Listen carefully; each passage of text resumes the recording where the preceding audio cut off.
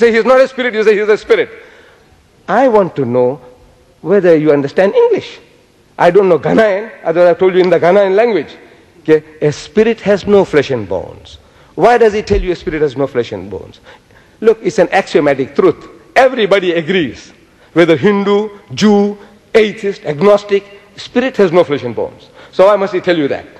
Because you are thinking that he is. He said he is not that. And he's eating broiled fish and honeycomb. Do resurrected bodies eat broiled fish and honeycomb?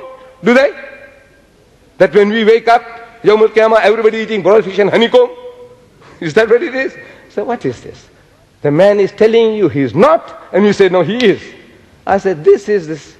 The Quran discussed. Jesus said, seeing they see not, hearing they hear not, neither do they understand. The Quran confirms that. It's a summum bukmun umyun fahum la yarji'un. Deaf, dumb and blind, they will not return to the path. If you want to see, the signs are there. This booklet is here. I don't know whether you got this, crucifixion or crucifixion. Have you got this? Yes. Now, look, man, the whole thing, there isn't a Christian born. Look, brother, listen. I'm offering your mighty Christian giants in America meeting in the Madison Square Garden at my expense. You get me Jerry Falwell or Pat Robertson or Billy Graham, and I will give you $10,000 present. If you can make any one of those to agree to discuss this with me in America in Madison Square Garden, I will give you as a present $10,000.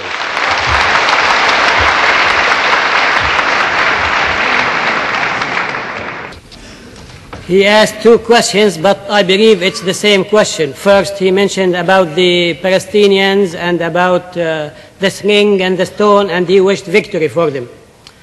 Then he said, we thank Mr. Deedat, how he showed us that the Christians using all means, crooked and everything else, and they are working as a group. So we are asking ourselves, we are asking Mr. Ahmed Deedat for a plan, a general plan to face those problems.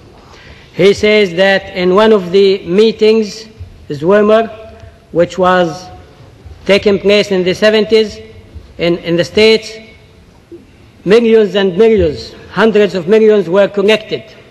Now the Muslims have tried in the last 3 years to make the international organization for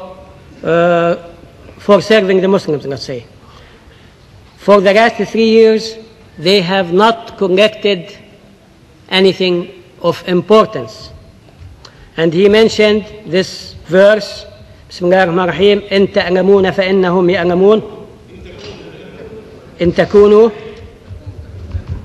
إن تكونوا تألمون فإنهم يألمون وترجون من الله ما لا يرجون.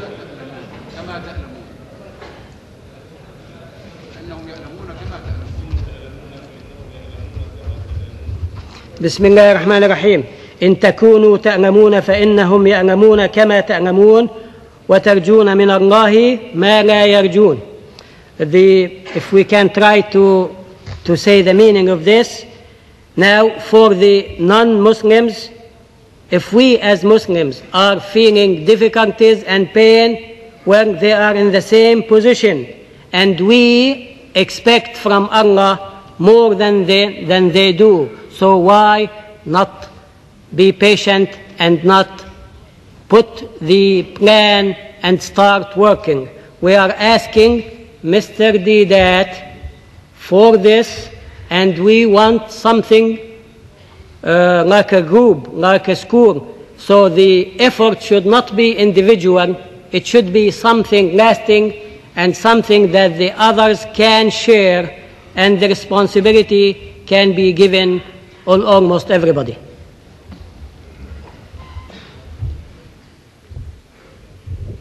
You see, brothers and sisters, our brother, he put quite a lengthy explanation. And from his explanation, though I didn't understand the Arabic, I can see that he is a very capable person. Very capable, well-spoken, good personality. He is the man who should be giving the lead to the people. So look, this is what is to be done. Instead of passing the buck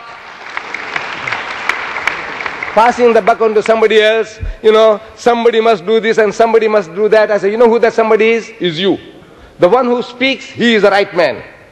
But we are all cowards by nature. We want to pass on the responsibility to somebody else. I says, brother, you take it up. You have the right ideas. We, in our own little way, in my country, regarding the Palestinian problem, we started a movement. I don't know you have received this already or not. You see, this one here. You see the picture of a Palestinian boy, child, being snatched away from the clutches of the Jews. And the mother is trying to save the child. And you see some girls with open mouths, gaping, terrified, looking on. When I saw that picture, it made me cry. There were other pictures I had seen, atrocities, that made me angry. It's quite a different emotion. Anger is different from pity, sympathy, emotions. You break down, you cry. That's different from anger.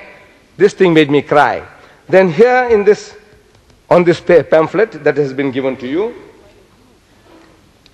is a statement by a Jew. He says some beautiful things against the Jews. As a Jew, he says, the last paragraph, and how strange, unusual, inexplicable, how strange, he says, I thought, as a Jew, I thought, that a nation which had suffered so many wrongs, a nation, the Jews, that had suffered so many wrongs in the course of its long and sorrowful diaspora, dispersion, scattering, was now in single-minded pursuit of its own goal, ready to inflict a grievous wrong on another nation, and a nation too that was innocent of all that past Jewish suffering. Such a phenomena, I knew, was not unknown to history, but it made me nonetheless very sad to see it enacted before my eyes. Now when I read that, that also made me cry. So I combined the two, the picture and the statement by a Jew. And I say, I advertise this in my leading newspapers in my country, the Sunday Times, the Sunday Star. But the Jews got the wind of it, and they went and they clamped down on all the newspapers in the country. The Argus, say, anti-Israeli advert enrages Jews. Another one, Islamic advert angers South African Jews. And they clamped down and they banged down upon all the newspapers not to publicize our advert.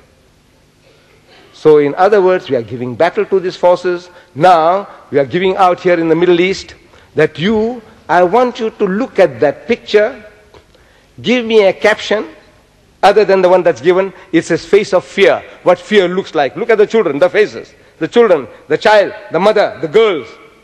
Picture of face of fear. I want you to give another caption and write in 200 to 400 words your impression, your feelings about this. And the best prize, the first prize, is entitled to 1,000 KD, Kuwaiti dinars, we give you.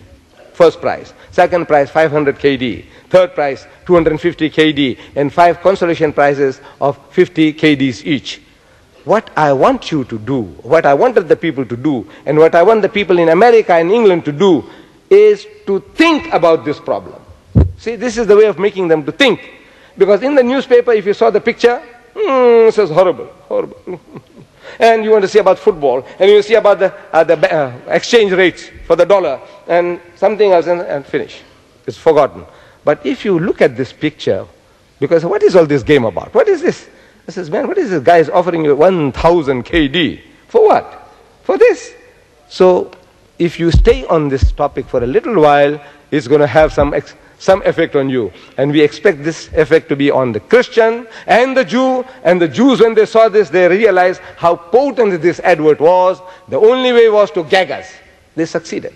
But now we are printing 150,000. We'll print 250,000 and give out in the streets. In other words, if the idea occurs to you, you are the man to do the job. My brother, he has certain ideas. I said, you are the man to do the job. Don't pass the buck on to somebody else. You know, it's time that we stop passing the buck.